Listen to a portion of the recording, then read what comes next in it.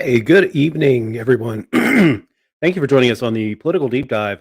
And thanks, we got a good turnout so far. This week I got zucked and because I made an inappropriate comment. It happens. So I had to start a new page. The old one's going to be back next week. But wanted to start a new page because this is happening a little bit more often than I like, and I need a place to broadcast. So thank you for joining me on the Facebook page. Thank you for joining us. Whether on YouTube, Twitch, Twitter, appreciate it. Give us a like, a share, and subscribe on these platforms. It helps boost our reach. And I'm not asking for money or trying to make money off of this. In fact, I do 90% of this stuff for my 99% of this stuff for my own personal enjoyment and perverse pleasure, I guess. We'll get to our guest in a moment. There are lots of things I love talking about. I'm a political science nerd. I'm an international affairs nerd, and this week has been very difficult for me. Um, the invasion of Ukraine has been a particularly difficult thing to watch. I did predict that. Putin wasn't going to invade. I thought Putin was just in it to negotiate down some of the sanctions that are already existing on the Russian government, and in particular his oligarch buddies, and to get a security guarantee that NATO wouldn't expand to Ukraine.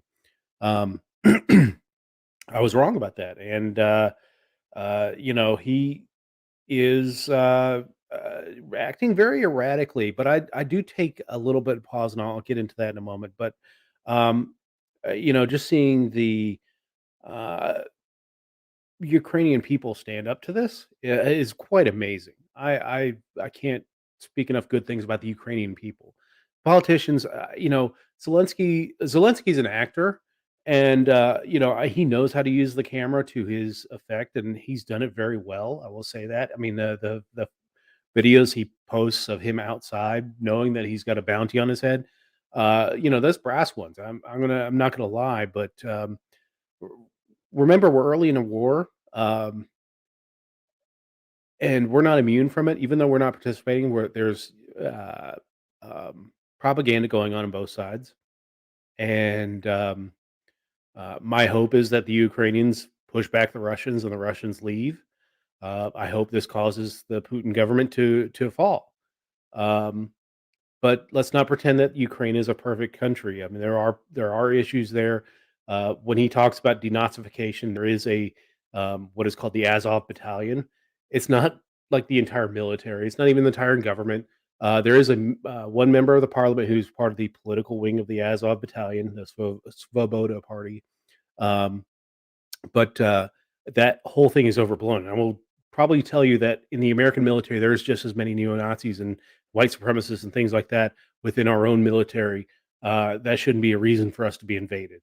Um, and I will note that as we watch this invasion by Russia, Russia is using a lot of the same language we did when we invaded Iraq, and it's kind of awkward to watch because this is the same stuff that we've been saying for many years. So to justify our overseas military adventurism. So, um, but yeah, again, my hope, and I do stand with the Ukrainian people, and just be careful out there. There's going to be a lot of propaganda going back and forth on this. We're starting to see like old war photos being used as justification or to build anger regarding the response of what's going on in Ukraine. So just be careful what you see. So. All right. We've got some comments here. And my guest, let me bring on my guest. My guest is Jennifer Moore. Jen is currently the chair of the Libertarian Party of Pennsylvania, the Commonwealth of Pennsylvania. She is auditor of Upper Providence Township in Pennsylvania. A fantastic person and instrumental to the success story that is the Libertarian Party of Pennsylvania. So, Jennifer Moore, thank you for joining us. Hey, David.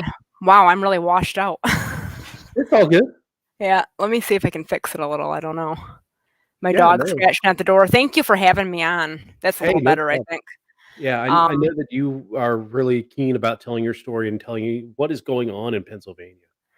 Yeah, it's my last week as chair. Our convention is this coming weekend, and I'm really, really looking forward to getting out of the hot seat. It's going to be a huge relief. But there's a lot of things that I haven't stood up to or commented on, just like for the sake of professionalism over the Yeah, course. So I was really, hoping to get some of that out there, yeah, and kind of give my side of the story, because I think it deserves to be told as we're going into all of this. So I've actually I've been looking back at like old minutes, and I've been looking at, some rants about me from political rivals, and all the things that you do when you're kind of writing your memoirs. And I've been kind of looking at this stuff for the past couple weeks, and in the past 5 years, there's just too much to even organize. So I think you're going to get a stream of consciousness, and I apologize for that. that's Um, fine. I'll try and funnel you in certain directions and see yeah. where we can go. Let's get some. Thanks, Craig, for sharing the post. Um, yes, thank you for the time you've given this party.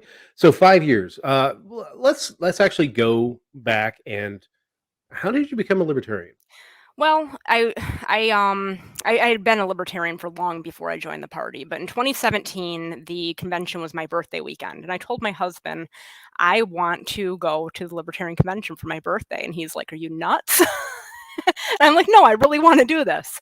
So in 2017, we went to the convention in Harrisburg, and there was, of course, a bunch of libertarian drama then, like there always is. It's amazing how these things are cyclical, but it really was like coming home. Like I had found my tribe.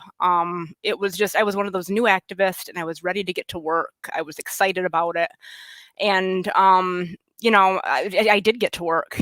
Within that year, I was elected as township auditor. I was elected as vice chair of my county. My very first job was taking over the county Facebook page, which was something that I didn't know anything about Facebook, and about being a page admin. I know a lot more now 5 years later, and I got it started. There were some bumps, but other people took it and made it a lot bigger than I could afterwards. But even within that year, I was elected to as Eastern Vice Chair of the Libertarian Party of Pennsylvania. So in that time, I helped organize 11 county affiliates as Eastern Vice Chair. Got most of the Northeast up and running, and they're doing great. Most of those affiliates are still very active. Between 2019 and 2021, we won 225 elections. Libertarians did, and I was, one of the key people on that Malt Maneuver project to, help get those people elected to office, recruit them, get them on the ballot. I've run 2 large ballot access drives. I serve on the National Ballot Access Committee. I ran for statewide office in 2020 for Auditor General. I got the highest vote totals in the state for a third party that year and the 4th highest in LPPA history. So I would say that I did hit the ground running. I got to work. We got a lot done. We've raised a bunch of money, and we've spent it all on, winning elections and bolstering our membership. So I'm proud of what we've done. It's just, it's unfortunate, at this point, last year, I won chair in a very hotly contested race. And, at this point, after next week, I'm going to be moving away from the party. And it's just because I'm exhausted with the pettiness and the infighting. I just need a break.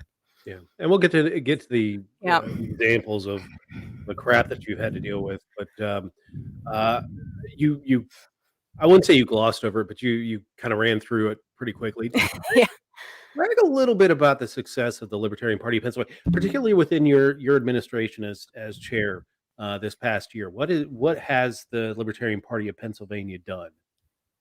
Well, the biggest thing was, a couple of years ago, we were able to hire an executive director, and Kevin Goggin is just a marketing genius, and he brought in so much money. And once we had that money, we were able to spend it. He did most of that through mass mail, sending mail postcards, letters to our registered libertarians, asking them to join the party, asking them to donate. And once you have money, you can work on a lot more of these projects. So this past year, the really big success was the Malt Maneuver. We won 178 elections, I believe, again, using the mail to ask people to run for office for winnable positions. And I will say that that is the one project that we did have people come together across factional lines on. I can't say enough about the people who, came together and just worked on it, and we got people elected across the whole libertarian spectrum. There was some opposition to it, and we'll get into that. But, there are things that we can work on together, and we're very successful when we do. Unfortunately, like after that November election, there was no time to celebrate because it was just, at that point, it was just state board meetings were 6 to 8 hours long of like, talking about just, policies and nuance and the things that libertarians like to argue about, I think that there's a lot of things that we could have done better this year. I think a lot of us had really big plans that we just didn't get to because there was just too much strife. So, the main thing this year was the electoral success. Other than that, we didn't get a lot of the things that we hoped to get done. We did get a few more counties organized, particularly in the West, because Sam Robb is such a fantastic Western vice chair. We would have really liked to get, some more like town halls with the leadership and things like that set up. Unfortunately, that kind of happened outside of the scope of the party. And that's been another, in my opinion, negative that's come out of this, is that now we have like these, chat groups going where, it's causing a lot of strife. I would have liked to have like, town halls, but like at the end of the day, after these long meetings, nobody wanted to put themselves through it. We just, needed a break. I have come to a point where I have a certain schedule for libertarian stuff, and I'm not answering your emails outside of that time because it's just too much. Yeah. How many hours a week do you put in as chair? At least a couple hours a day. I mean, that's the norm. During ballot access, I was taking days off work. I was putting in 8 to 10 hours, and Wes Benedict was putting in 16-hour days answering calls. It was no joke. And I tried to prepare people for that beforehand, saying I wasn't going to be available, but they were still mad at me. But you got to figure I was answering, phone calls all day and night from candidates at that point. But right now, I would say that I need at least an hour a day to listen to people complain, and at least an hour a day to, send emails and organize things and answer questions, especially with the convention coming up. So I mean, no less than 12 to 14 hours a week, sometimes a lot more. Yeah, absolutely. And you recently lost Kevin. He's left the position. What is the future of the executive director position with the LPPA? That will be up to the next board. That's one of those things. We told them 5 months ago that I was going to be stepping away, Kevin was going to be stepping away. It would have been a wonderful time for everybody to, look for an executive director, find out what we did on the day-to-day, and that didn't really happen. It's a shame because like a lot of this knowledge is not going to be passed on now. They're very worried about the bank account. And, the reality is we have a 48-person board. We spent 8.5 hours on a meeting this past for our February meeting. If they would have used those 400 plus volunteer hours to fundraise, they would have no trouble paying their bills. The truth is, you've run the fundraisers out of the party, and now somebody needs to pick up the slack, and they need to pick it up right now because we haven't been in a position in several years where we haven't had people actively fundraising. And you're going to feel it come, July and August for ballot access too. I mean, there are people here who have that skill set, and I am confident that they're going to be fine and they're going to pick it up, but like they need to start picking it up now. Yeah. Actually, let me bring on my sister, Kara Valente. How you doing, Care Bear? I'm well. How are you? Hey, Kara. I think we met one time before on one of these. Yeah. It's a pleasure to see you again. I've been looking forward to this all week. Oh, man, you're here for like the Libertarian Inside Baseball. Yeah. This is You've really got to be dedicated to, really love your brother to come on this one. I really, really love my brother. I'm all right.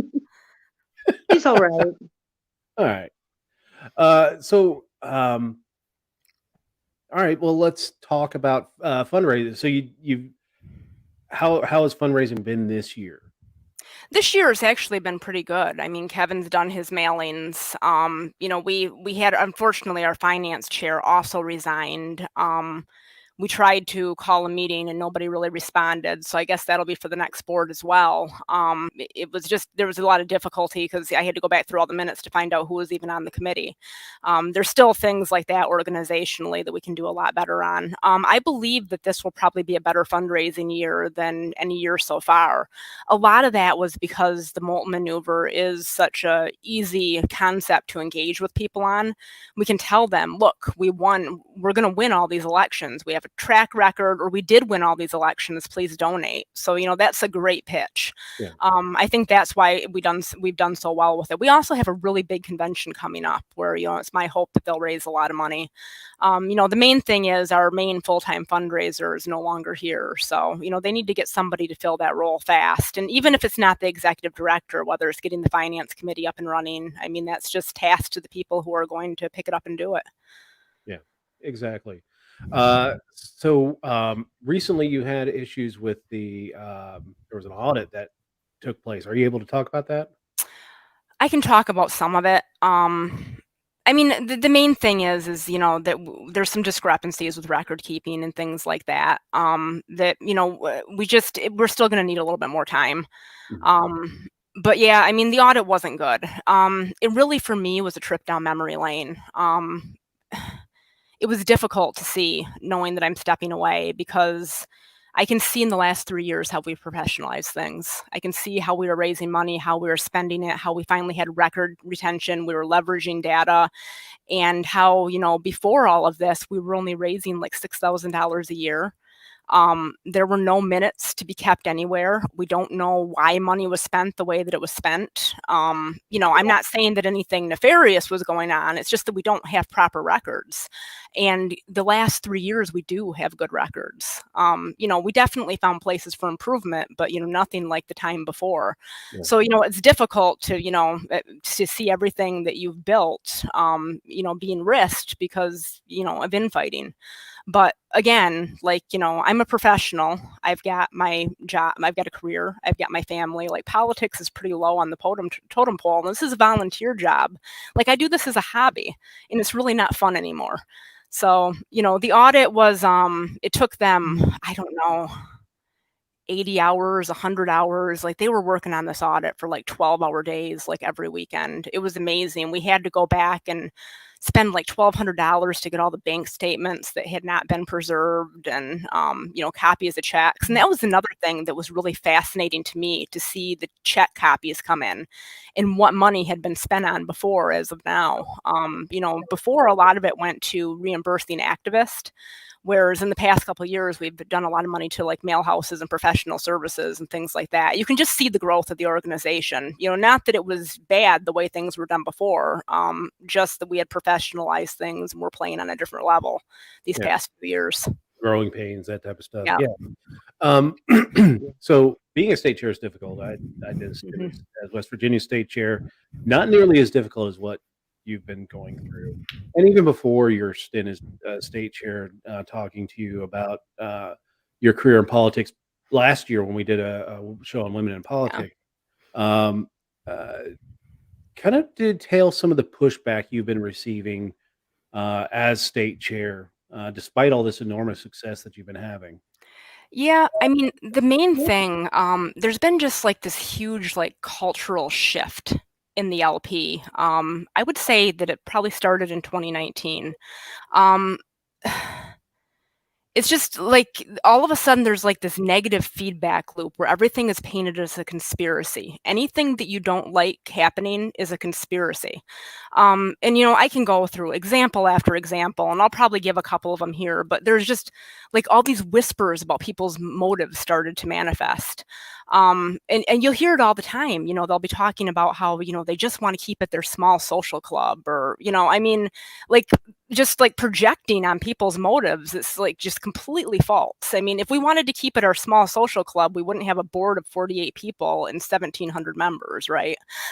Like, Sure. So, I mean, you start hearing all of these things and just like escalating smear campaigns against leadership. And that's one of the things that I learned that if I engage with it or defend myself, that it just kind of escalates the negativity. So I just, try to stay focused and on task and working. I don't want to give anybody any hate to monetize, right? So, I've just kind of stayed above it. But the thing that I would task people with is think about who is talking dirt on who, right? Like, I mean, how many times have you heard me going out there and saying terrible things about all of these people? And how many times have you heard them saying terrible things about the leadership in public forums? I mean, sure, we all vent to our friends. So there's a lot of that. There's this culture of questioning motives. The one that comes to mind right now, because it's been a really hot topic, is early in my term as chair, there was a policy put forth to limit voting members on subcommittees to 7 people. This is just a good corporate governance thing, right? Like, I mean, our 48-person board should be, testament to the fact that you can't have huge committees. Like, it just doesn't work. But this has been spun into this conspiracy to keep Mises out of committees. And they only did this to hold us back and not allow us to be part of it. Now, I'll tell you that during my term as chair, most of the people who were added to committees were from that faction. It was one of my campaign promises, and I made sure that, I helped to facilitate that. There were some that I said I would, and then I hesitated on because of issues that came up at the time, but then eventually did get appointed. The board appointed people from, the various factions. It backfired in some cases. I mean, there's some committees where we have a brawl at least once a week with everybody arguing. There's other committees that have ground to a halt and they just don't work anymore. So we've got that type of thing going on. But, the fact that you don't want to grow committees to be, 25 people large where nothing gets done is not an attack on anyone. And when people make it out that that was the motive, I mean, it just goes to show that they have no idea what any of us are really thinking. But, aside from that, from the culture that's developed, in my term as chair, we have a lot of new people. We have a very inexperienced board. So that, to begin with, was already a problem. And then you have just a few people who just seem to be actively sabotaging things. So right out of the gate, the very first thing that, happened in our June meeting was there was this question of whether or not the county reps had 12 signatures on file. Typically, what we had been doing in practice is that, our bylaws say that when a county gets 12 members, they can petition the state board and they'll get representation on the state board. So when they got up to 12 members and they came to us and asked us and said, hey, I have 12 members, can I be on the board? We said, sure. Well, this turned into this whole, I can't even explain. This was the perfect example of how the Democrats and the Republicans do things, right? It was like, I just broke your leg and handed you a crutch. We had this whole fiasco about whether or not they had to be signatures on paper. I ruled they didn't have to be. They appealed the ruling of the chair. The ruling of the chair was upheld. It went to the Judicial Committee. The Judicial Committee sided against me. And then this letter went out for the maker of the motion saying that, he's trying to disenfranchise counties. And then he backed way off. No, I'm not trying to. I think that email is probably what made him back off. But that's neither here nor there. At the end of it, the JC or Judicial Committee ruled that they have to have 12 signatures. Okay, they have to have 12 signatures.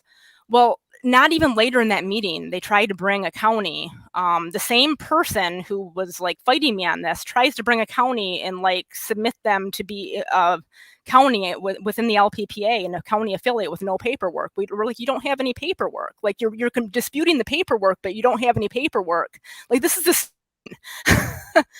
And then at the end of it, so the JC rules and the motioner's no, we're just going to do this going forward. So going forward, one of their Mises affiliated counties shows up, right, with only 11 signatures and not 12, and they override and they vote to let this county have a vote on the state board when they don't have their signatures. I don't know if you even followed all of that because it's I just said so much. But the point is it's just shifting sands of for political gain, just at whim, it seems like. And the whole point is, where did any of this move us forward, right? Well, it sounds like political gaslighting, really, when you think It about really is. It really is political gaslighting. Like, I don't understand to begin with why it was such a big deal that we had the signatures, because we have to follow the rules.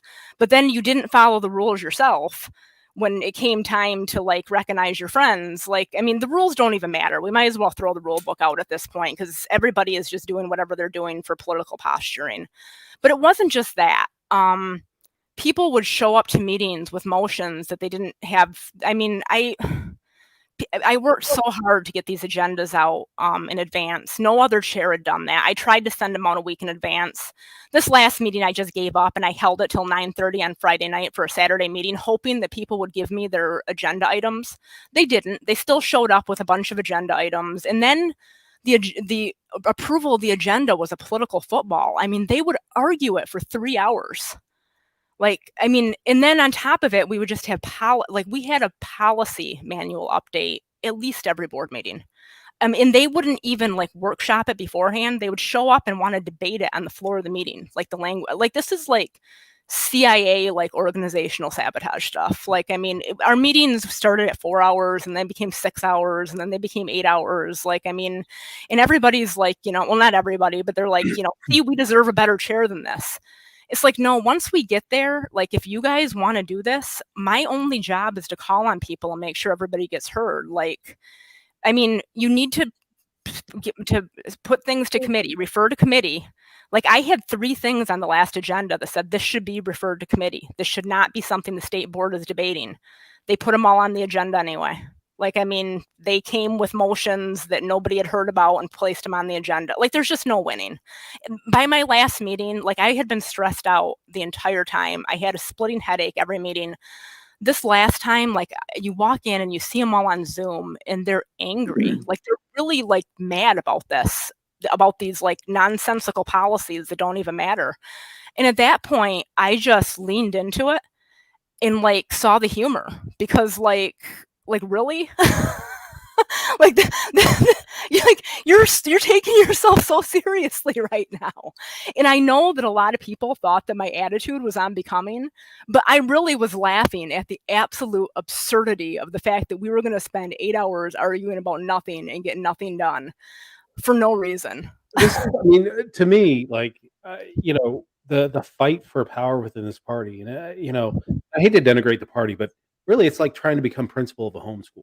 Like, where, why the just absolute hatred, and we're seeing some of it in the chat. I'm not sharing a lot of it, but Yeah. um, I figured they'd be here, and that's fine. Yeah, that's They've fine. been telling their story for, about me for years and months at this point. And, the reality is, sometimes my friends, do this nonsense too. And I see them filibuster meetings too. But, I know where it started because I was here at the beginning. So, So, well, let's start naming names.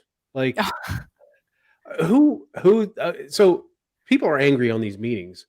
That has to be started somewhere. Who's like the chief agitator of what's going on? well, honestly, like, I mean, let's go back to the beginning of where like all of this negativity started.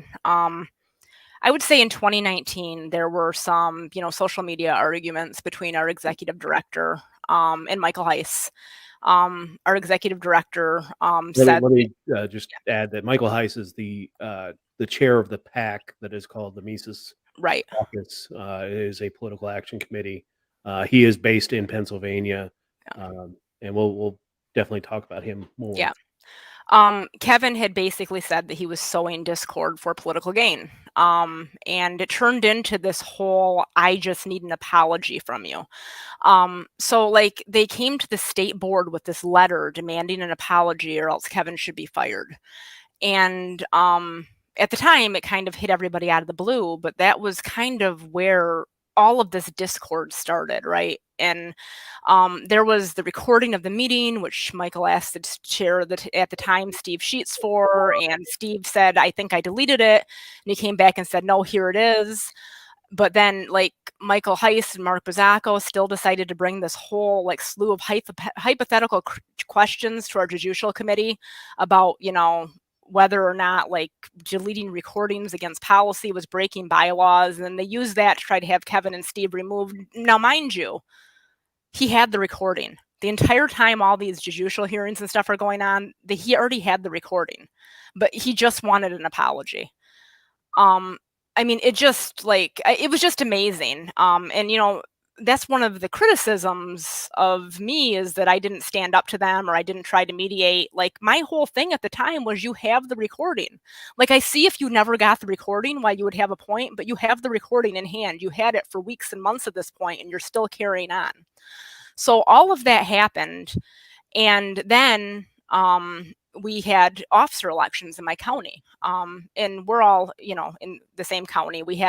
Kevin was invited from out of area, and Steve lives in the county next door, Steve Sheets, but he had been a member of Montco, and he had in fact been Montco chair for years.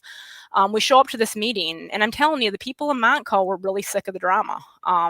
They voted for Henry Connolly for chair, mostly because Henry had campaigned. He'd called everybody in the county and asked them to vote for him.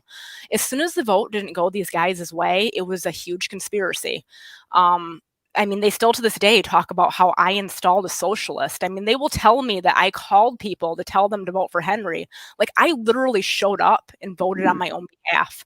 Yet somehow I turned the county over to a socialist. I mean, it's just like, and I mean, I actually had a conversation with Michael Heiss about this, and he is convinced in his head that, that this was a conspiracy that, I was at the heart of, to turn the county over to Henry. And they bullied him until he left a few months later. Like, this is a volunteer job. But, that's been one of the like rallying cries against me, is that, I did this within the county, and I, stacked their officer elections. It's like, no, it really was your letter and your JC hearings and everything working against you. I mean, that really was what I believe it was. And I showed up, I voted on my own behalf. And the funniest part about all of this is that even without those 2 or 3 like out of county votes, Henry still would have won in a landslide. I mean, it is what it is. But he's gone. Montco's doing Montco, and there was a lot of talk about Maj Toure too. I was attempting to help Maj during his 2019 run. I had some poor interactions with him privately, and I kind of backed away. And I didn't really say very much publicly, but I don't really care for him. He doesn't care for me, and that's fine. But I guess that speaks to your caliber as an activist, when just withdrawing your support is enough, to make people hate you. Because I just went and worked on a different project, and I'm like, I have no role in local elections. You do you, and I'll do me. It turned into this grand conspiracy that I had tried to deplatform him from national. I have no say over national speakers. That I had tried to run him out of the party. To this day, these rumors are still circulating, and it's like, I did no such thing.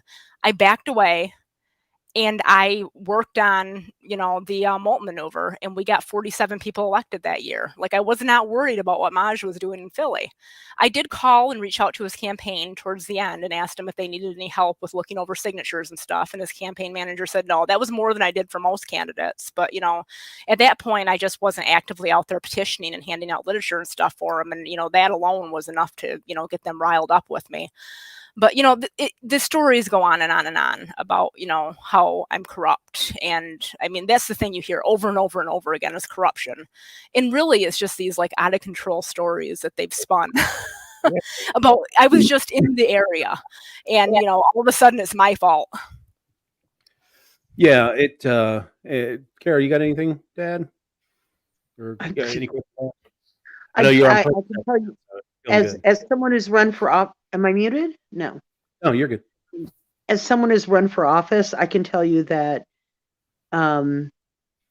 you must be having some impact if people are willing to smear you in this way. I had this experience, and that's the thing is, we expect the Democrats and the Republicans to be like this. And I joined the LP because I thought we were better, but we become the very partisans that we hate.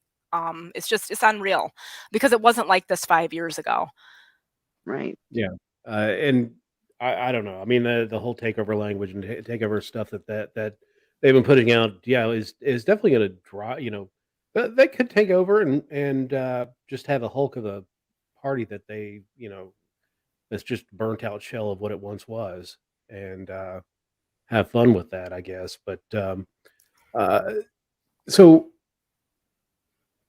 let's detail some of the things that they've done or said about you. What are some of the most egregious things that they've said about you? I mean, like personal, not even, campaign stuff, but personal stuff. Well, I've definitely had some of the, insinuations about who I'm sleeping with and things like that. That was, individuals. I wouldn't peg that on the caucus. But I don't know because I've seen rumors of that throughout. I mean, they harp on things that happened years ago, and that happens to any woman in politics. I'm telling you, I have gotten a slew of terrible text messages, mostly from anonymous numbers, very threatening, calling me all the names that I'm not going to repeat on the air. They're mostly coming to my political number. Which is interesting. But again, like when I look them up, they're people in other states or they're anonymous. So, I can't really tie it to anyone. I think that the hardest part is just like, they really accuse me of like overselling our accomplishments. There's been this whole the elections you're winning don't matter. They might as well be dog catchers. Who cares about township auditors? And like, I mean, there's always this moving goalpost, and nothing we ever do is good enough, right? I'm telling you, as a township auditor myself, this is a really, really important job. Everybody in my township knows me. They ask me questions about, my policy opinions on things. Auditors are fiscal watchdogs. They catch things when they do a good job and really devote themselves to it. They're really, a boon to their community. We've also got, school directors and council members and mayors and, even judge and inspector of elections. I mean, you're ensuring elections integrity, and we know how important all of that is. Like, to say that it doesn't matter to win people to win, these small elections, like I don't understand what they think we're going to be doing. We're not going to put somebody in the White House in 2024. This is how minor parties build. They also like to claim that our team didn't bring in the membership, it was them. I mean, I have the data, and I know that about 20% of our membership is Mises. I mean, they will just claim all the time that we're over half of the membership. I mean, they're just like throwing a number at the wall and hoping it sticks. And it's one of those things that, we haven't really pushed back against because, like, why? Like, why are we going to have this argument on social media with people? I mean, it's just absolutely silly. The fundraising, we know who our donors are. We know that the top 10 are about to walk away. They're going to need to replace those people if they take control of this party. I have faith that they'll figure it out. But, we know who is contributing to this party and who isn't. We know who's only given their $20 dues. And I'm telling you, the fundraising, the candidates, we did have, some people from that faction who won election. I'm sure they're going to learn a lot serving in these roles. But the truth is there's only a handful of them compared to the 178 that we elected. Most of the people that we elected have no idea about the infighting. I mean, they're just registered libertarians and they're not party people. So, they just don't have any idea. I think that's the biggest thing is the attacks on the work. And I sat down with Mises leadership in June. And one of the things that they told me that they would do is stop attacking our candidates and elected officials in the Moulton Maneuver. And they didn't not just make do on that promise. They're still to this day talking about how the elections don't matter. I told them at that time that I would talk to a few of our flamethrowers. A couple of them did step away after I talked to them. One of them got worse, but that's because the chair doesn't really have any control over that. That's one of my pet peeves is chairs when people come to me and say, so-and-so said something mean on social media. Like, what do you expect me to do about that?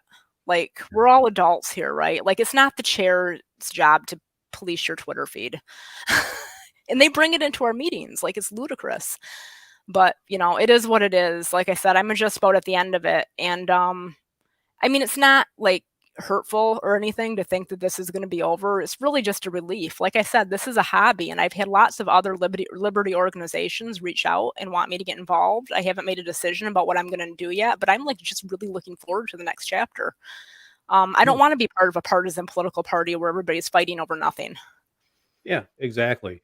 Uh, you've mentioned them a couple of times, and another issue that I've seen within LPPA is your judicial committee. Oh yeah.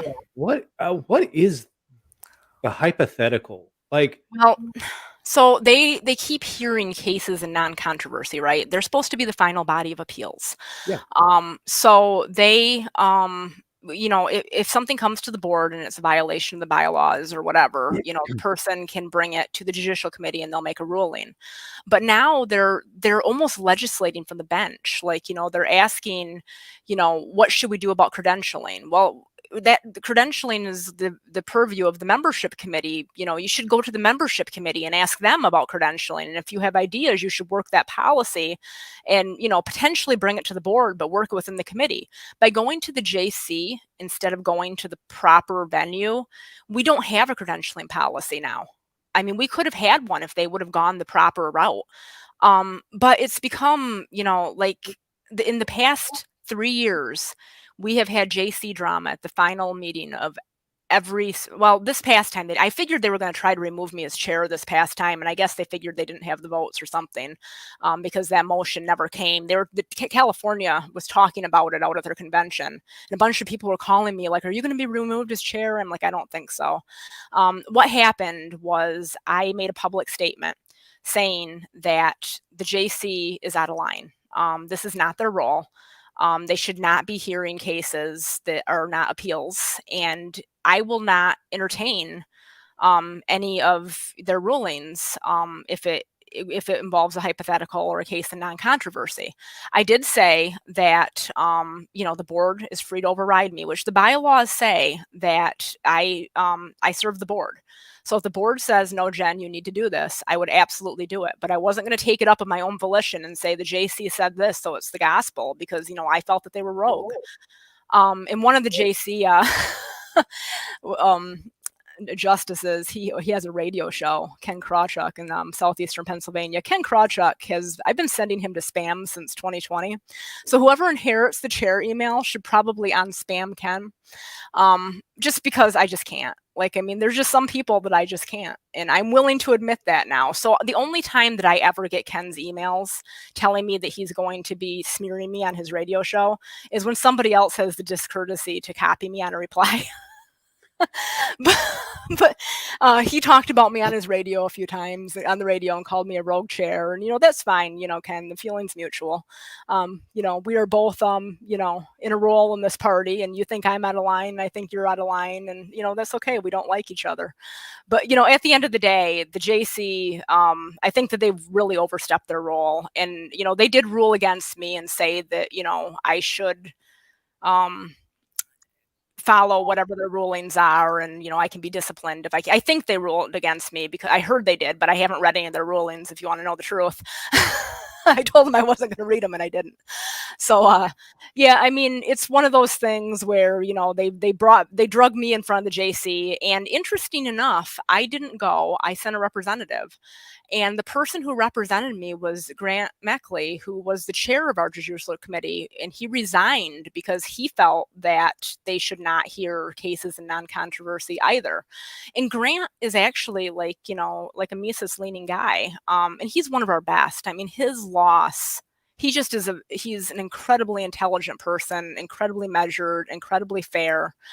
He was a little bit upset with me about the fact that I put my stuff blasting the JC out on Facebook, and I did apologize for that. I shouldn't have done it that way. Social media was not the appropriate venue, but I was really grateful at the end of all of it that I had the opportunity to be on the record saying that I don't agree with this process and the way that you're doing things.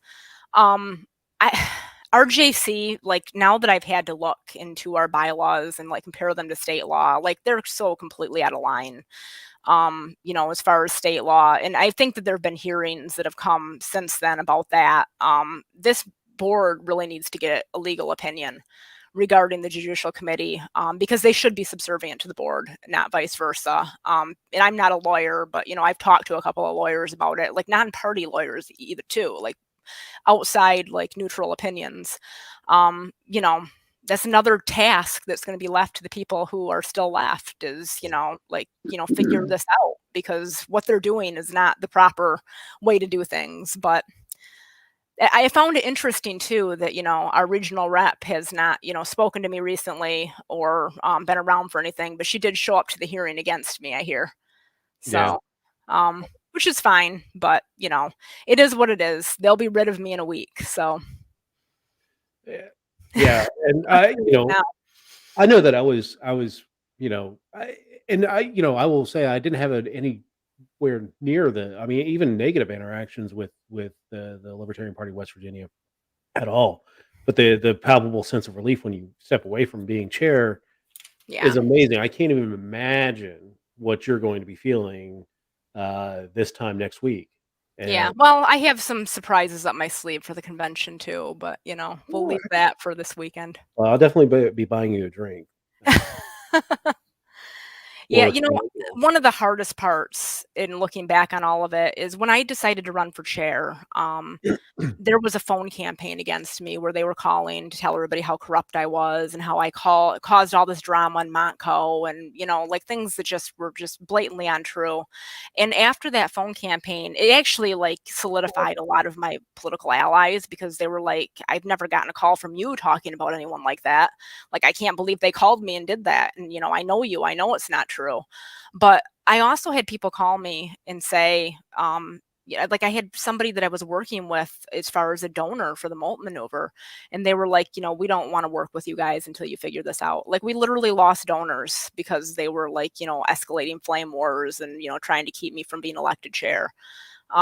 I mean, it's just like, it really is sabotaging the party to have like this continuous rumor mill about people and just never extending them any grace, like any decision they ever made. And that's the other thing that you come to peace with. Like, no matter what I do, they're going to spin it into corruption. Like, there's nothing that I can do that's right. And they use my sense of fairness against me. I mean, there's no doubt. At this last meeting, I recognized board reps based on their qualifications to serve, no matter what faction they were from. And they threw out our membership rep, Christine. Like, I mean, just like on completely bogus, like, we're only supposed to have 7 people on committees and 8 people voted. Well, the elections committee has more than, like every committee has more than 7. We grandfathered them that we were going to, reduce them by attrition. It's there in the documents. But again, people are just voting on political lines. I mean, there's no integrity. There are no principles. I mean, it is really whatever you have to do for political gain. And I'm seeing it happen in this party. And again, it's not something I want to be a part of. So I know that I'm better than this, and I challenge them to be too. yeah. What do you think the motivations are for taking over is one thing, but what in the end, I mean, for a party or for a group that harps on messaging so often, we see what happens when they do take over Yeah. a party and start messaging, and it turns into just an absolute dumpster fire where, the face of a rabbi is being put on a penis. Just awful, or and don't even get me started on Jeremy Kaufman. What is the end game? I honestly don't know what the motivations are. I see. I don't think in these terms. Like, I've had a lot of people say that your opponent was just a sore loser, and that's why we have all of these debating policy stuff, or it's misogyny. They're doing this because you're a woman. Like, I don't know what it is. I think that they just like to argue. Like, I just think that they just like, this is the debate club. The messaging, like, I feel like that's what people go to when they don't have any other substance. It's really easy to put out some memes on Facebook. It's a lot harder to, win an election. And that's what political parties really are here for. They keep harping on the mandates. My dad had a brain injury on March 20th of 2020. The ER overdosed him on fentanyl, and he has a severe anoxic brain injury, and he was locked away from us for 9 months because of Governor Whitmer. Nobody hates these mandates more than me.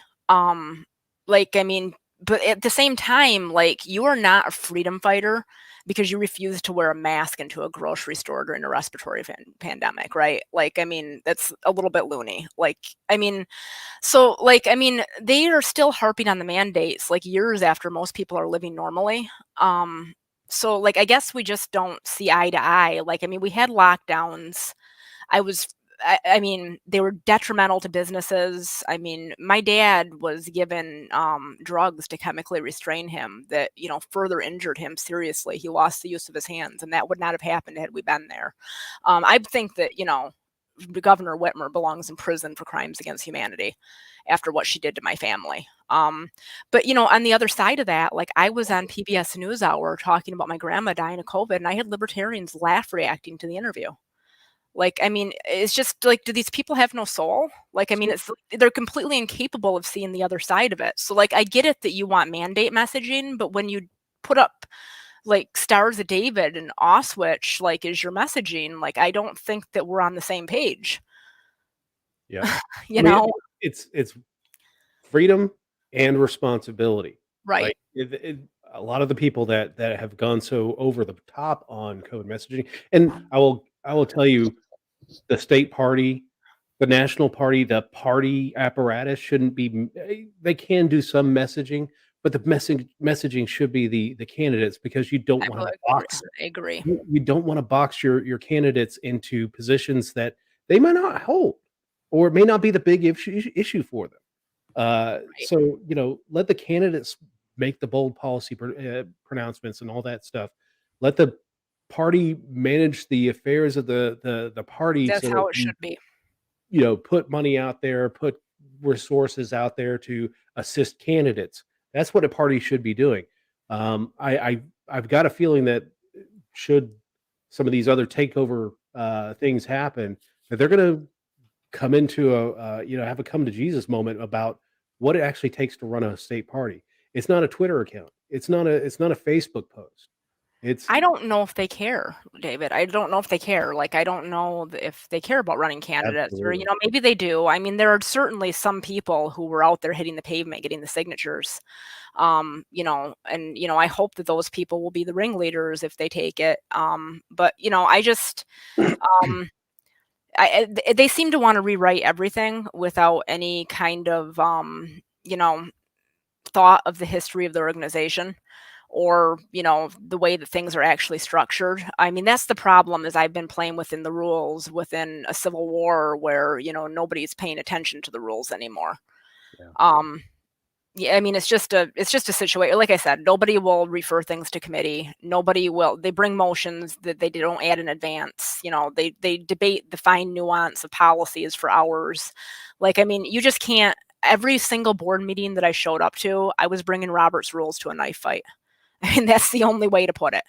And, like, I mean, there's so much work that we could have used to get these volunteer hours, that we could have gone out there and done in our communities that we're just not doing because we're debating the nuance of policy.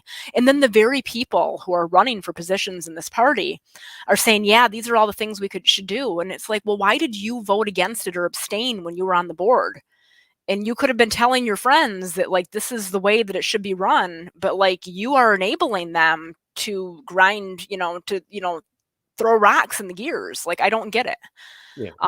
Even more heartbreaking is seeing some of our most successful affiliates, like, fall to some of this takeover stuff where, I mean, we've got a chair of a new affiliate who's, like, flat out saying, the chair doesn't do any work, I'm just here to preside. And, like, the people in the county are thinking, I guess we'll go support our candidates, but, we'll see what comes of it. I hope they get their second wind and, continue doing their work. But that was another thing that they really criticized. And this is interesting for anybody who follows the inside stuff, is because we've had a lot of similar things to what's going on at national happen within Pennsylvania on a smaller scale.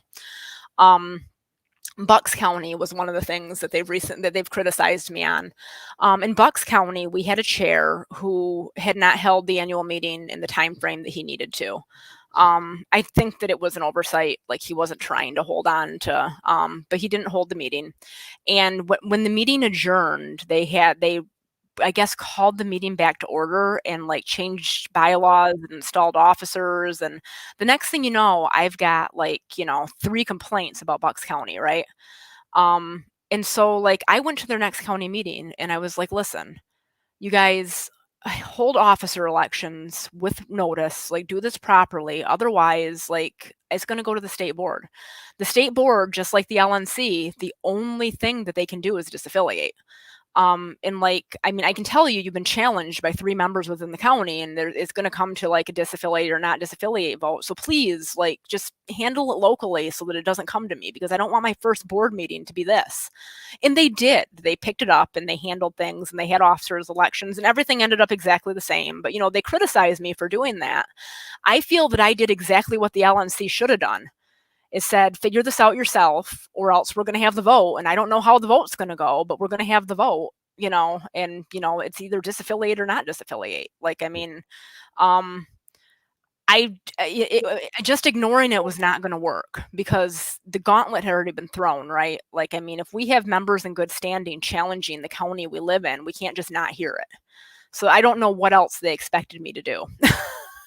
But I'm just grateful that it was handled locally. And I just wonder if, New Hampshire and Massachusetts and Delaware, they should have done something similar instead of getting involved. Oh, I know, that's hot garbage. It is hot garbage what they did. Yeah, So I just don't get it, because and it's difficult because you want to lean into it, but you just can't. Like, I mean, it's not your role. The only thing that I could do is go tell them, okay, procedurally, this is what's going to happen. So you need to weigh that into your options. And they did, and they handled it, and I mean, they're a good county. So I haven't gone back because I don't feel welcome, but yeah. So one of the commenters tonight is a gentleman who's the coordinator for the state, Mr. Joseph Van Wagner. oh yeah, Joe. Yeah, so I mean, my first interaction with this guy was when I put out a message saying that I would vote again. Now was an alternate on the LNC at the time, and I said, if the vote came to me, I would vote to remove Karen Ann Harless as secretary of the party, which eventually did happen. And he sent me just an awful message, and I just put him on blast on Facebook, and a lot of people are like, "Yeah, just don't listen to that dude." So. Him and Uh, I actually used to be really good friends, and things kind of got off the rails. He was mad at me because his wife unfriended me on Facebook or something. He thought I did it. I don't know. It's just turned into, he has a whole slew of things about my motives and, how shady I am. And, that's fine. I mean, Joe can feel how Joe's going to feel. It's a shame that it came to that, because, he is a very effective activist. He is the person who made sure that people got on the ballot in Montgomery County. I don't think anyone else there would have cared about it.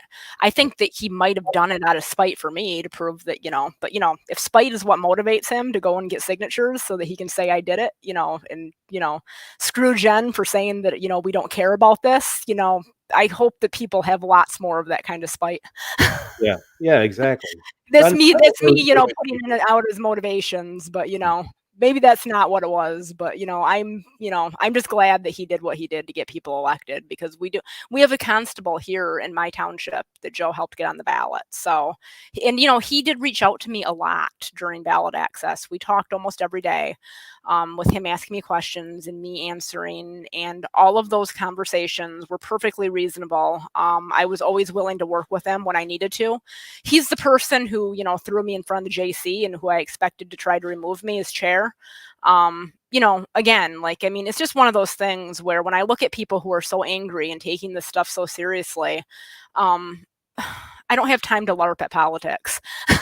So, like, I'm just in a different place in my life where it's not that important to me anymore. So, like, I mean, he wants it more than I do. He can have it. Yeah. Right? Like, I'm just finishing out my obligations at this point, and I've done my sentence, and I am at peace with it. That is awesome. I thought it was funny because there was that whole video that they put out about the Oh 2020 yeah. convention, and I didn't even watch all of it. Yeah, he wasn't even there. But yeah, I didn't even watch all of it. I watched pieces of it. I'm like, oh, the propaganda must go on. And Yeah. again, like, just don't engage with it usually, because like, what is me starting an argument saying that's not how it happened? One of the things they keep saying is that I told the new counties that the 180 days is always going to be waived. Now that being said, what I actually told people is that we have a 180-day rule, but it's always been waived in the past. Why would I even bring up the 180-day rule if I was trying to lie to people about it, right? Like, why would I even mention it? I would just say, yeah, you're eligible to vote. Come on out to the convention. Like, I mean, I was very careful to tell people that, and I never in a million years expected that it wouldn't be waived. You know, that was just, you know, and I really believe that I would have won chair either way. I think that we had the people there. I think it would have been a lot closer. I mean, that whole convention was, you know, I mean, it started, you know, the ball rolling to just a really rough term. We were able to get a lot done in spite of the infighting. But, you know, the truth is, like, you know, there were a lot of these people who were walking around saying, I will work with anyone but Jenn. And they have proven that to be true. They will work with anyone but me, but they're going to make sure that they shut me out because I'm, you know, in a leadership position. And that's the other thing, David, is I am an actual leader in my job. Like, this isn't leadership. Like, this is something else. It's just a completely different ball game being a political chair, because people have this image in their mind of what you're supposed to be, and then you have what you actually need to get done, and they're not the same things. I was a much better vice chair than chair. I was really, you know, good at debating on the board. I was really good at organizing counties. I enjoyed it because it was more task oriented. Being chair is more managing egos, and I've just lost more and more patience for it as time goes on. People who waste my time get one phone call where they get to gripe at me for an hour. And like, they get a few of their long emails, and then I start like just ignoring them because like, I don't have time in my day to hear the same complaint over and over and over again from these people. They've been complaining about the same crap for years, and they don't even make any sense anymore.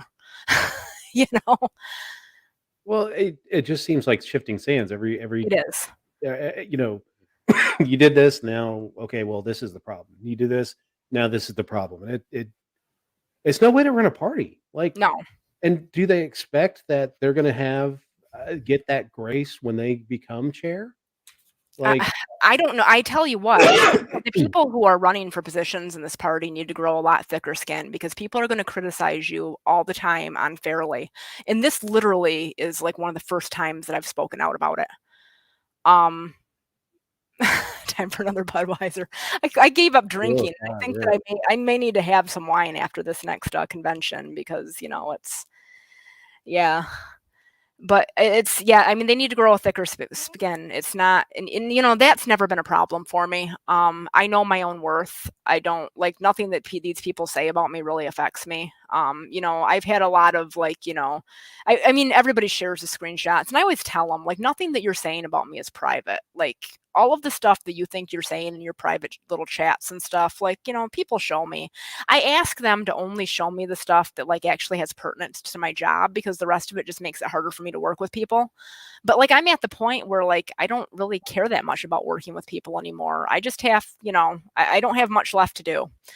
So, you know, I mean, there's not really anything left to do in this next week. Even as chair, like towards the end, there was nothing to do except for like, you know, call on the next person during meetings.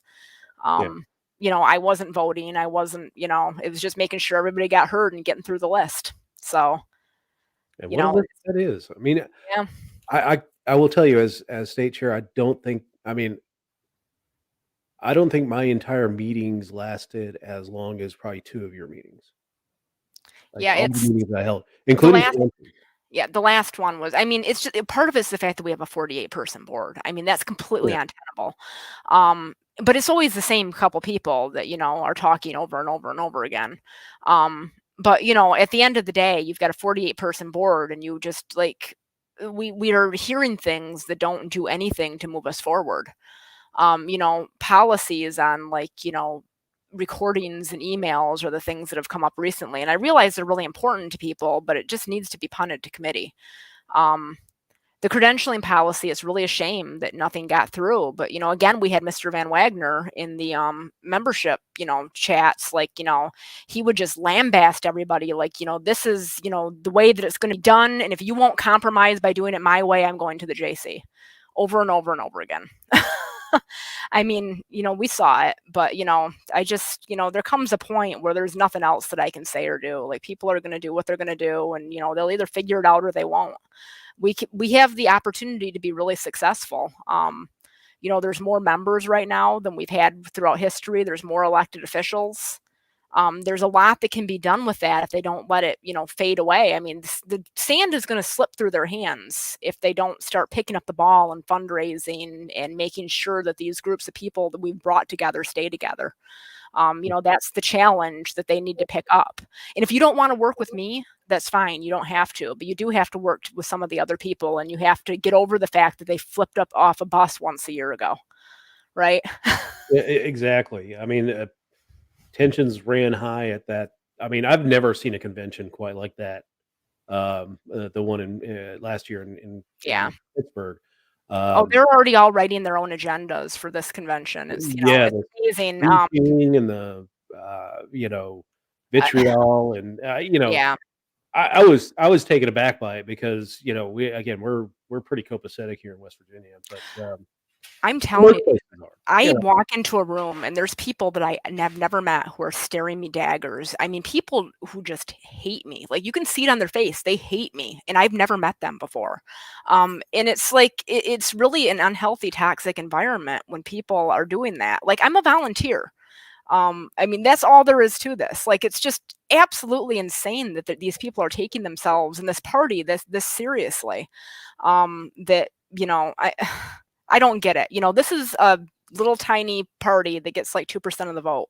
We're growing, we're building, but you all need to sit down. And you're building the right way. That's the crazy thing about it. Like, I would love to be able to run a ton of people for local offices. We are getting people elected to local offices here in the state, but having that bounty of offices that would normally just be political little prizes that you hand off to your buddies by the Democrats and the Republicans are now in the hands of libertarians.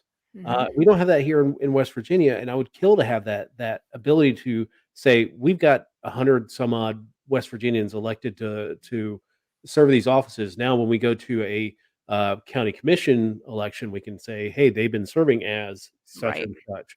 And that's the thing that I just don't get, as why people are dismissive of it, why people are other than just pure politics. And it's stupid. Like, this is how you build a party from the ground up. You're not going to shoot the moon and elect a president when you're kept off, at least a quarter of the state ballots almost every year. Yeah. And you have to fight for ballot access. So many things would have to have. I mean, it's almost like a King Ralph moment where the Democrat and Republican would have to fly their planes into each other, and all of a sudden we're the only candidate left standing.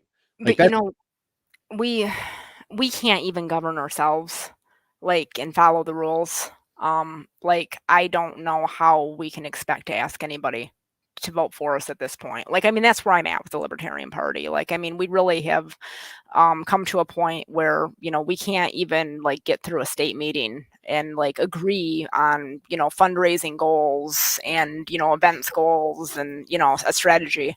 I mean, how can we ask anybody? Yeah. I mean, I'm to that point myself. I'm looking at what I'm going to be doing the next few months. Just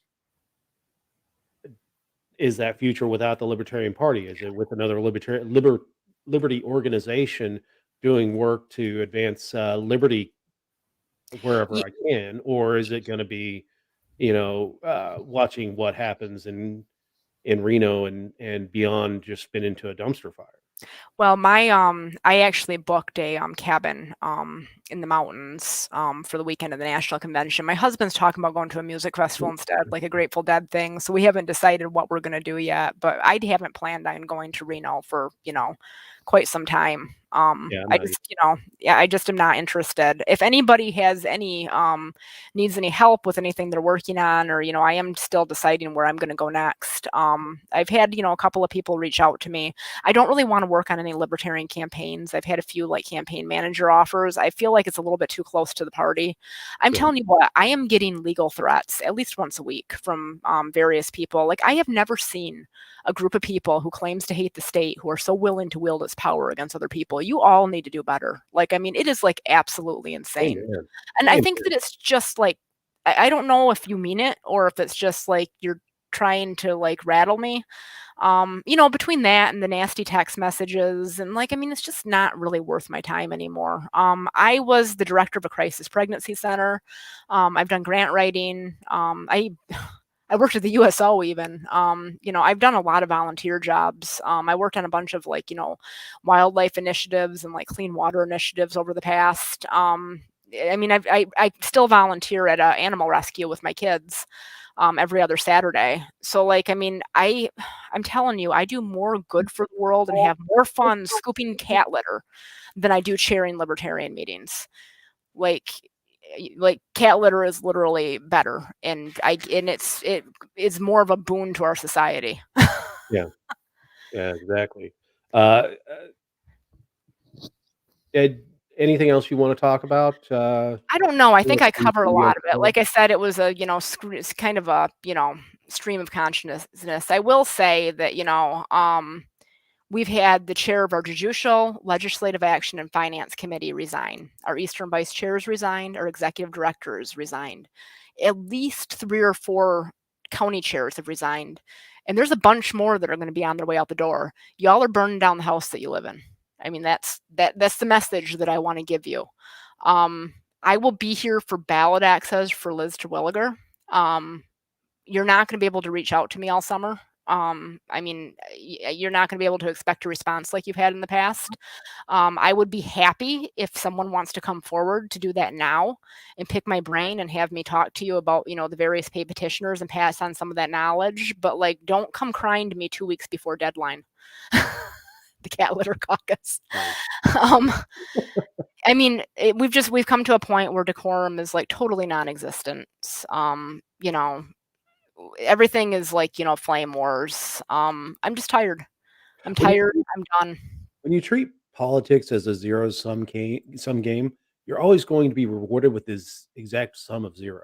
Just Yeah. just remember that. Like, eh, even in your dealing with Democrats and Republicans, if you're treating politics as a zero-sum game, you're gonna be rewarded with zero eventually, and it's going to be a very painful zero. Yeah. I don't. There are a lot of small people that want big power. They're not going to find it in these roles. No, well, I think they'll be comfortable with being small fish or big fish in a small pond, Yeah. but they're gonna be but, it's not gonna end well for them because that pond is gonna get smaller and smaller. It's gonna be a puddle. And, as we get further on, beyond this election cycle, we'll see what the impact is downstream. I've always looked at this kind of takeover thing as, where it's going, where it's happened before, and where they're really putting their energy at. Um, if you look at what happened in the 2020 election and 2016 election, the places they're doing it are the the purple places, the places where, Biden won, but Hillary lost, Trump narrowly wins. You're talking about your New Hampshires, your Nevada, your Arizona, There's a lot of Pennsylvania. interest who don't want the Libertarian Party to become successful. I mean, that's one of the conspiracy theories that floats around, but it's one of the ones that's probably more plausible Yeah, in all reality. And when they're talking about things like secession and like they're almost like glorifying violent revolution. Like, I mean, some of these people are scary. which is funny because they always talk about being anti-war, but they're anti-war except for the Civil War. Right. Like, Right. I mean, I've seen some of this stuff in county chat groups and like, some of the things that they say, it's like, wow. Like, I mean, I just, I'm ready for some distance. I, I've served my time. That's all I have to. I've served my sentence. I've done everything that I can do, and I'm proud of what our team did. I still want to see a lot of libertarians. I just want to get together for a ball game or a picnic, or to go for brunch. I don't want to see you at board meetings anymore. So, and I think that they hoped that they would break me and I would leave with hanging my head in shame, and I don't feel that way at all. I'm just incredibly proud of what we did. But my time has passed, and I never planned to be in this for more than 5 years. It's a long time for this intense of a volunteer job. To be, in this kind of a hot seat. Like, nobody should be in leadership forever. No, especially if you count yourself as a libertarian, the last thing you really want is leadership. Yeah. Like you should go to any libertarian meeting and find the person that is hiding in the corner and make them the leader, because they're the person that wants it the least and will get out as soon as I tried to be that person. I tried so hard, and I was within a year I was in leadership. But that's another interesting thing is, from the beginning, I never really wanted chair. I just really wanted the Moulton maneuver to succeed. And my opponent, he voted against the Moulton maneuver. And I know that they like to tell people that's a lie, but it's not a lie. The recording, it still exists. We know who voted against funding the Moulton maneuver. There were 3 people who voted against it that day. But regardless, I didn't feel like, unless we kept the trajectory that we had going, that it would be successful. So that's why I ran. I never really intended to go for a second term, because an even year, ballot access is kind of a slog. I mean, you need 10,000 signatures. You have to deal with paid petitioners. Like, the only thing you're really fighting for is minor party status. It was a good time to exit. And, the other thing is I knew as people ramped up to fight me, they would show everybody who they are, and they have. They're doing it in the chat. They're doing it in the chat. I'm sure that they're there, and I won't even look at it, because a lot of them I have blocked. A lot of them I have blocked anyway, because it's not worth it. Yeah, I mean, it's the Ass Clown All-Star team. Well, that's why I don't engage with them, is because it's bad for the party to escalate it like this. Like, it's just not good for anybody to give them something to hang on to and to complain. I'm sure that little Thunderdome chat they had going is going crazy too. They have a signal group where they Thunderdome chat is hot garbage. They just yell at each other all day long, and and it's I see it escalate into our committees, and everybody's like, you said such and such in the Thunderdome. It's like, the Thunderdome chat is just. Are you in there? Yeah. Somebody sent me. Somebody brought me in there too, and I immediately left. It's just a massive dick whipping contest. I have no interest. I don't have time in my day. I'm an adult, right? I dump in there and just look at it and just go, damn. Yeah. I mean, that's the I mean, they can keep their LARPing, and I'm going to move on with my life. It's just, I don't take any of this that seriously. And that's why I was absolutely joyful after that, at that last meeting, because I knew that it was the last meeting, and it might not be the last. We might have to call a special meeting, because we've got some questions about out-of-state voters coming up that are actually kind of interesting. It was brought, and that's this just goes to show the motive stuff, right? So it was brought in good faith that, it may be against PA election code for us to have out-of-state voters vote. And I really was surprised by the pushback, because honestly, this is something I thought everybody wanted. Everybody, from every faction, submitted bylaws proposals to remove out-of-state voters. But so it was brought forward by one of the county reps that said, we need a legal opinion on this. And there has just been crazy pushback to, no, we can't not allow out-of-state voters. But ultimately, it looks like it could have implications for our candidates being challenged and things like that. If we allow people to Pennsylvania has issues primary. I know Pennsylvania has issues with candidate challenges if they can find a loophole. So, and I'm a out of state voter. And it kind of would make me mad, because I've already booked my room for there. Right. Up to you guys, there in the chat next week. But protect the ballot access. You got to protect ballot access. Well, if we have to call a special meeting for it, it'll be just for that. And, there's a pretty compelling case that maybe we shouldn't allow this. I'm just, I'm surprised at the visceral about it. But, it's one of those things. But again, it comes back to motives. Why are they doing this now? Well, it was done now because we have a convention coming. Yeah. They're just doing this to attack me. It's this, you guys have people coming from out of state too, or don't you? Like, everybody has people coming from out of state. Like, I don't know. Like, I have not looked at credentialing at all this year. I don't intend to. I didn't look at it last year until it was over. Yeah. So, like, I mean, it's just, I don't know. We may have to have a special meeting on that. I've read the statutes. I've read a little bit of the legal opinion of our inside people. Like, I don't know what'll happen with it, but I just am surprised at the backlash because I thought this was something that everybody wanted. Yeah, I mean, it's gone on for several years. I mean, like, Yeah.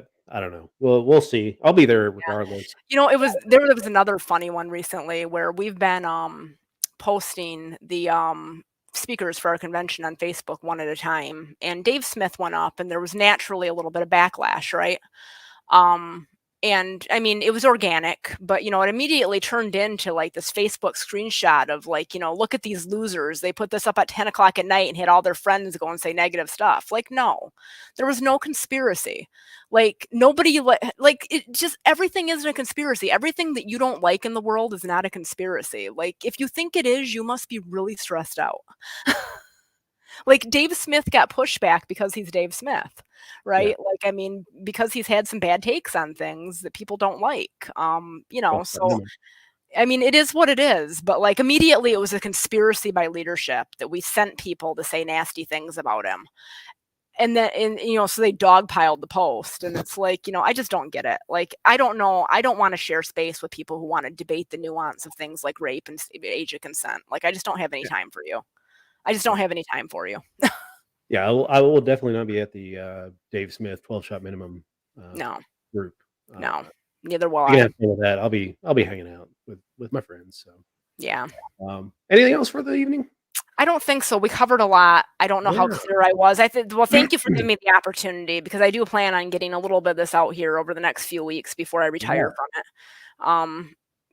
It is what it is. And, I think that my side needs to be told. I think that the people who are in the chat being nasty, I'm not talking to you. Like, this wasn't for you. I'm glad that you enjoyed your evening of getting yourself amped up, but this was for the other people who needed to hear it. Yeah. So Yeah, I mean, honestly, you're watching this, and they couldn't even grant you one night of peace, like, Oh, they never do. They never do. No, and they'll probably be, still after you, still blaming you for everything, well after. Oh yeah, that's the thing, is it's going to be that they left us with a mess. They did that. They did this. No, we gave you warning that we were stepping away. It's you guys' turn. I mean, I don't even know how officer elections will go. I think it's going to be close again. Uh-oh, I got a question. I've heard this asked before. I'm originally from West Michigan. I moved here when I was 28, and I'm going to be 40 this year. So I'm never going to lose my accent. But it's hilarious. My kids can go back and forth. Like, my son will be like, "Mommy says on, Daddy says on." They can just, like, it's like interchangeable for them. But yeah, it's a West Michigan accent. I am from Justin Amash's area. He lives about 45 minutes from my parents. So I don't know if you hear it in him as much as me. I think it's more sing-song and women. All right, I'm gonna ban Joseph Van Wagner for being a dick. Good. Yeah. I did that years ago. Yeah, said most annoying accent ever. Like, seriously, man, come on. It's just awful bastard. Yeah. Anyway. You know what? There's nothing that Joe can say that's going to get under my skin. I'm well past that. Yeah. Like I said, when people show me who they are, I believe them. And, I block them on Facebook and cut them from my life as much as I can. There you go. He only has to listen to my accent for a little while more. There you go. Well, that's Jenn, one thing. Yep, I can say about the Libertarian Party. I've gotten better at public speaking. I've gotten better at interviewing. I think this interview has been a little all over the place. I've learned Roberts. I think that if I was ever chairing a sane organization, that I could do a pretty good job running a meeting where if people actually wanted to work together. So I feel like, professionally, I have brought, some, skills out of this whole endeavor. So it wasn't a complete waste. And it also taught me exactly where I don't want to be. Anyway, on that note. Well, you know what, Jenn, I will tell you, congratulations on your service.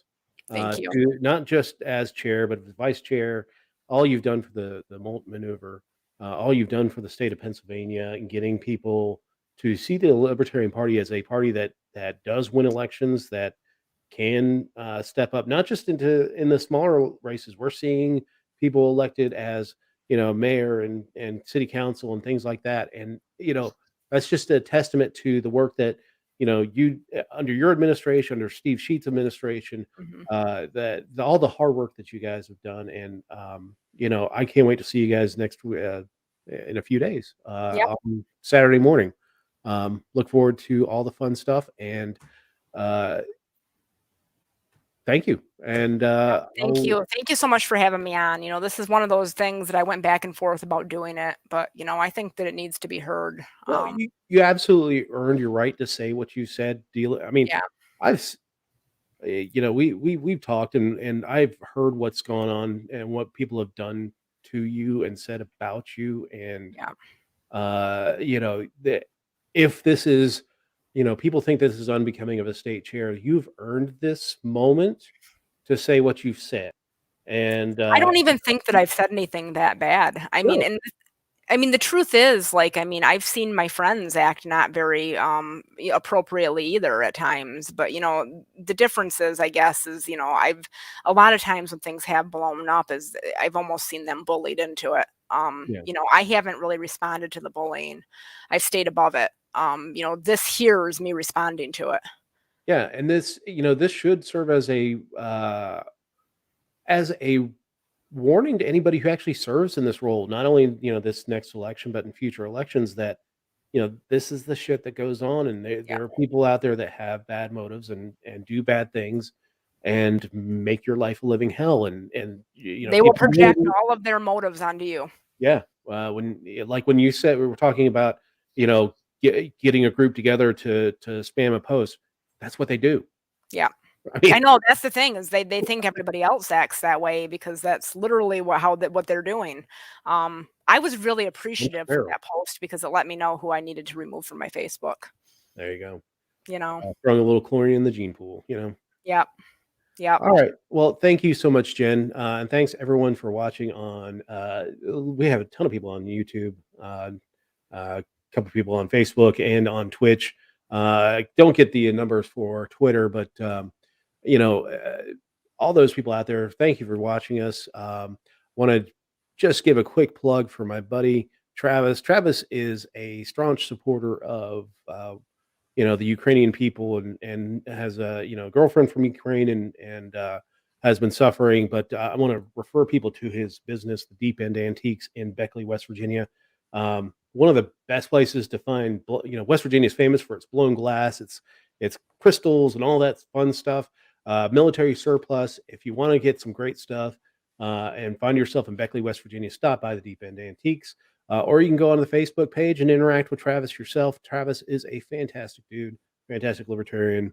So please give him your business. Again, Deep End Antiques in Beckley, West Virginia. And thanks everyone for watching this week. And we will see you all. I don't know if I'm going to have a show next week. I'll be traveling back from the Pennsylvania State Convention, but we'll see. But anyway, thanks everyone for watching, and we'll talk to everyone soon.